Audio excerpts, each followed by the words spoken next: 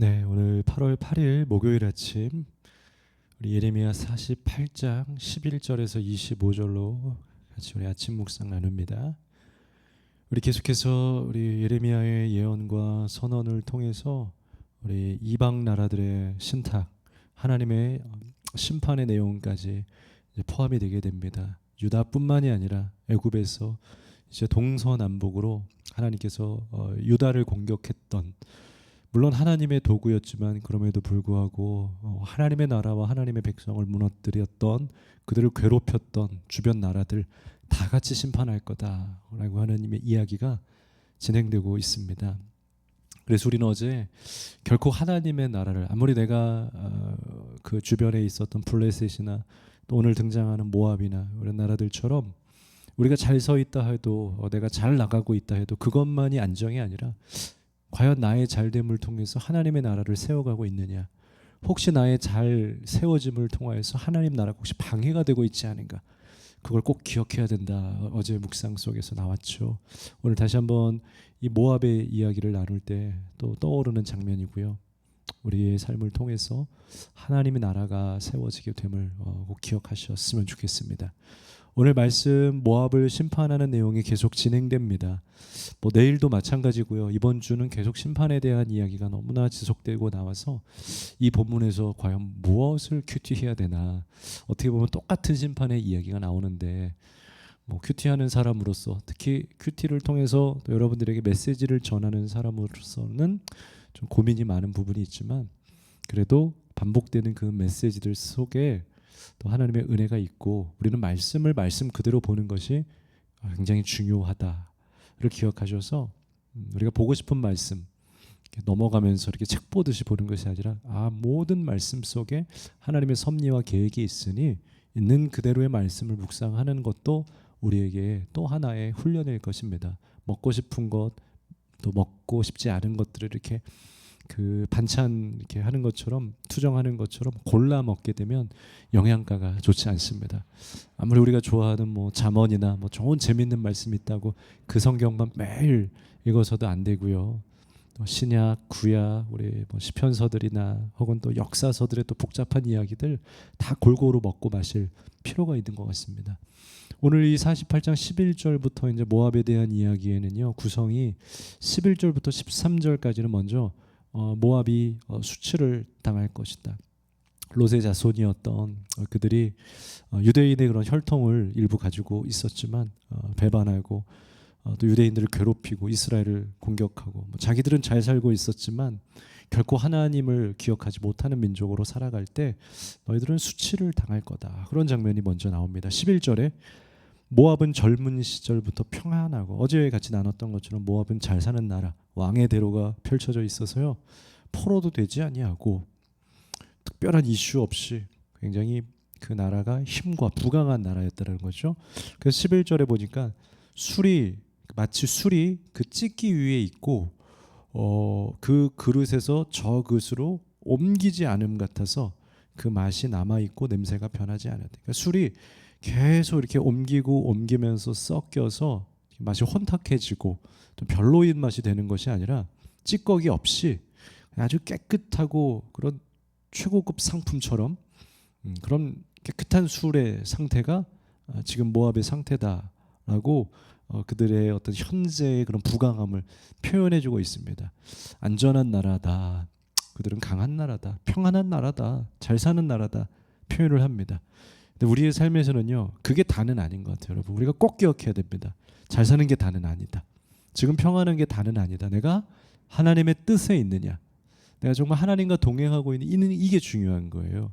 그 하나님과의 함께 하나님의 뜻을 이뤄가고 있다라면 때로는 우리의 삶에 조금 모자람과 부족함이 있더라도 잘 가는 게 맞겠죠. 우리 많은 제자들이 예수님의 사람들이 그랬던 것처럼.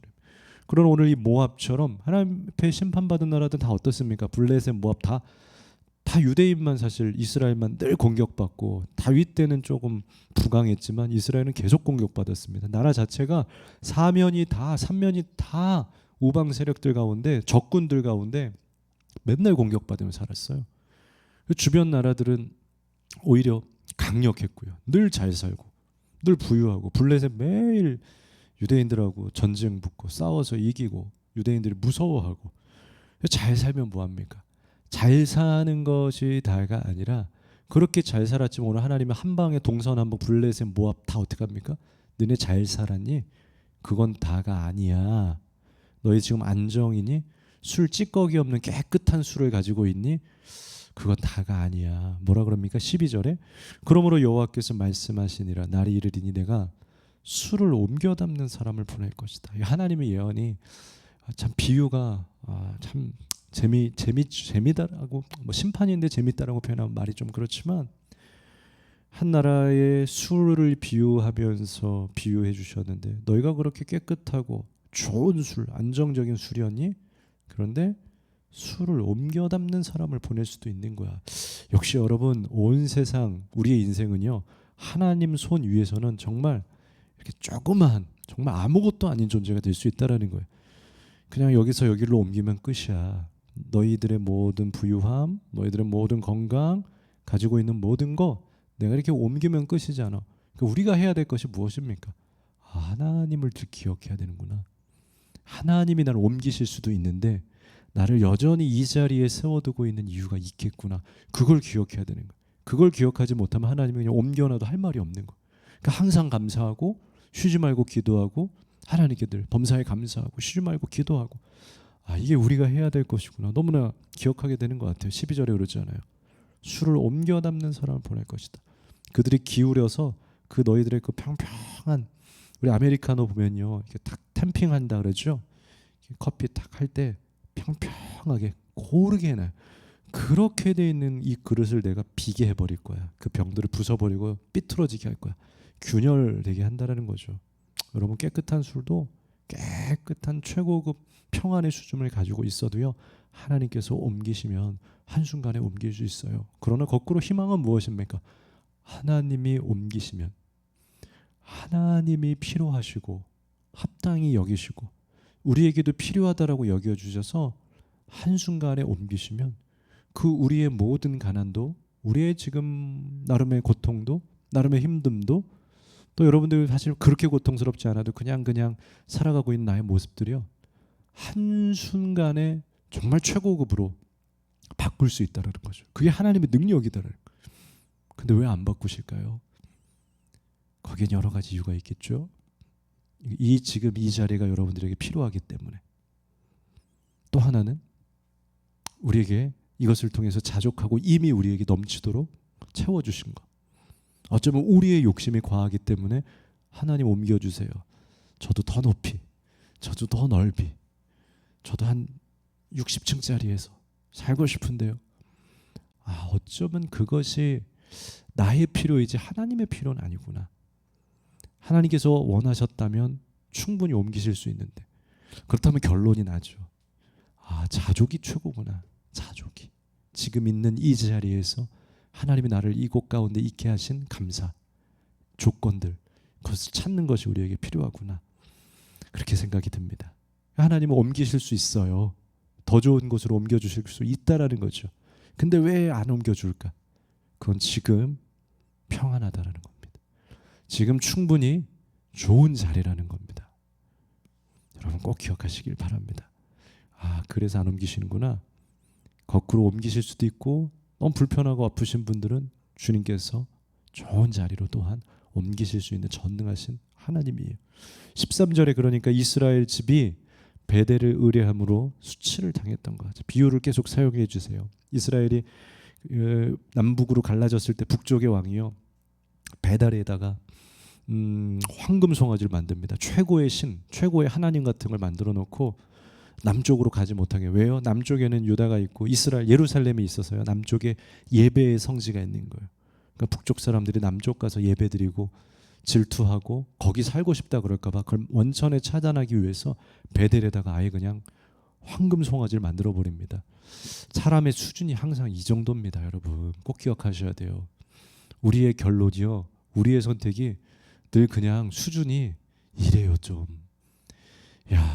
남쪽에 가지 못하게 하려고 남쪽에 예배가 있으면 여기다가 더 전심으로 예배할 수 있도록 해야 되는데 고작 아이디어를 발휘한 게 모세 때 했던 그대로 사람이 늘 패턴이 비슷해요.